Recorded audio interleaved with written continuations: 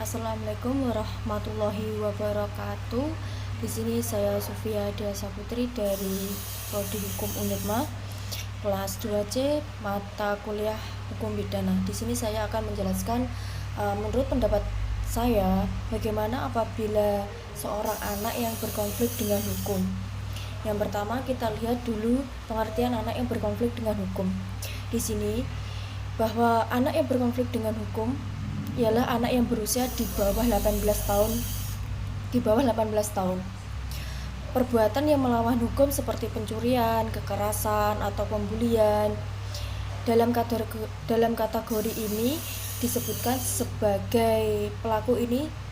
sebagai tindak pidana. Namun karena statusnya sebagai anak, jadi mendapatkan perlakuan khusus.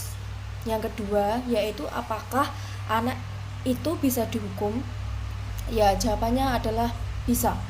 Anak bisa dikenakan sanksi hukum tapi dengan perlakuan dan syarat yang berbeda dari orang dewasa pada lainnya. Yang ketiga yaitu dasar hukum penanganan anak yang berkonflik dengan hukum yang ada di Indonesia, yaitu tertuang dalam UU nomor 11 tahun 2012 tentang Sistem Peradilan Pidana Anak atau UU SPPA.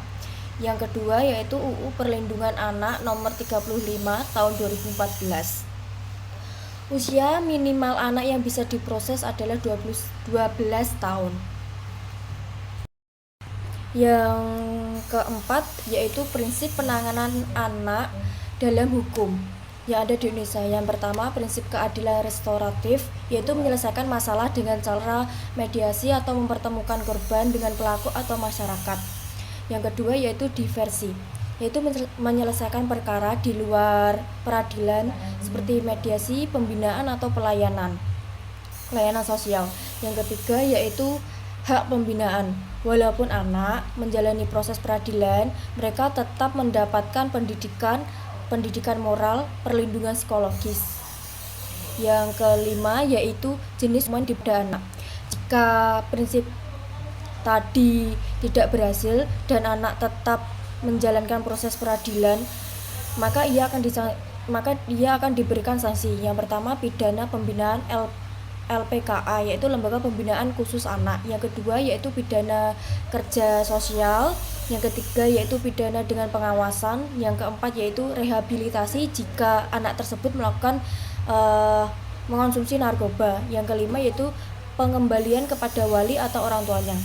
Hukuman penjara dapat dijatuhkan kepada anak, tapi pilihannya terakhir dalam waktu yang berbeda dengan orang dewasa pada lainnya, atau bisa dikatakan hukuman anak ini lebih ringan. Yang keenam yaitu mengapa anak diperlakukan khusus atau berbeda dari orang dewasa lainnya. Yang pertama, anak itu dapat bertumbuh kembang lagi atau bisa dikatakan menyesali perbuatannya. Yang kedua, penghukuman yang keras tidak dapat memberikan jaminan untuk anak itu tidak berubah atau bisa menginsafi perlakuannya. Yang ketiga yaitu negara takut dicap kriminal atau mengecap kriminal seorang anak karena perlakuan masa mudanya yang melakukan tindak pidana dan mengakibatkan masa yang akan datang dia akan dicap dengan kata kriminal. Dewasa menurut hukum pidana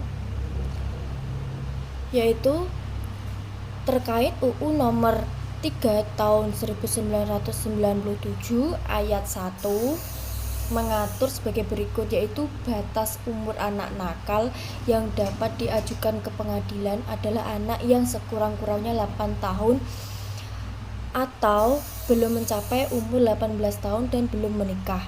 Dan pasal 45 KUHP bahwasanya seorang anak yang belum mencapai 16 tahun masih dianggap belum dewasa dan segala tuntutan atasnya atau perbuatannya harus diputuskan oleh hakim untuk memerintahkan supaya dikembalikan kepada orang tuanya.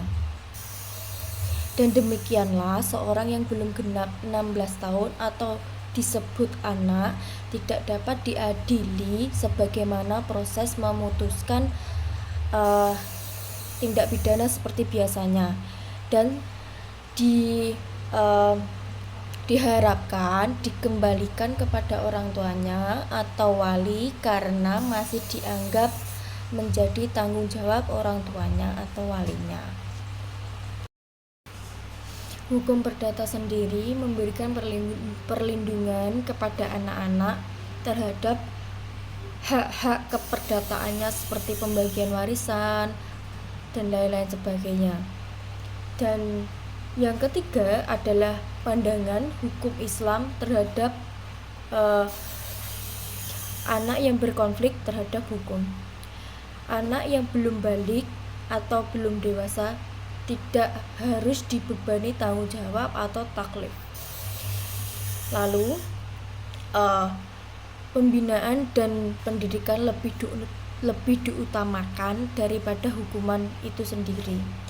Jadi Islam memilih pendidikan dan pembinaan daripada memberikan hukuman kepada anak yang berkonflik.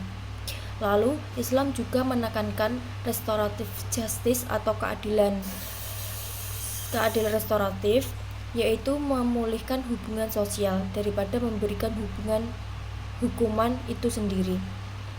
Yang ketiga yaitu pandangan masyarakat, yakni masyarakat sendiri lebih menekankan diskriminasi terhadap anak tersebut dan memberikan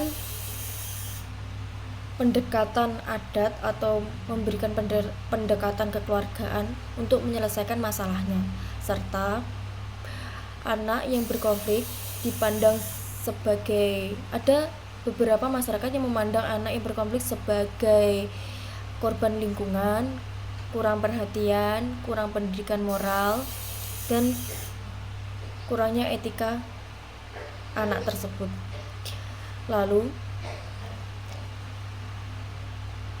anak yang berkonflik tersebut akan dicap oleh masyarakat, baik itu masyarakat adat ataupun modern, sebagai anak yang dramatis atau berkonflik.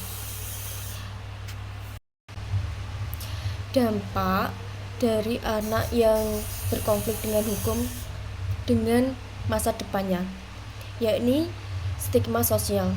Anak yang dilabeli dengan kata nakal atau bermasalah itu dapat merusak citra keluarganya dan sulit untuk mendapatkan kepercayaan orang lain, serta juga sulit untuk mencari pekerjaan di sekitar atau mencari kerja di perusahaan. Yang kedua yaitu peluang kerja. Dengan riwayat hukum si anak yang melakukan tindak pidana, menjadi sulit untuk melamar pekerjaan dan sulit membangun karir untuk masa depannya karena minimnya keterampilan. Lalu yang ketiga, kemungkinan mengulangi tindakannya.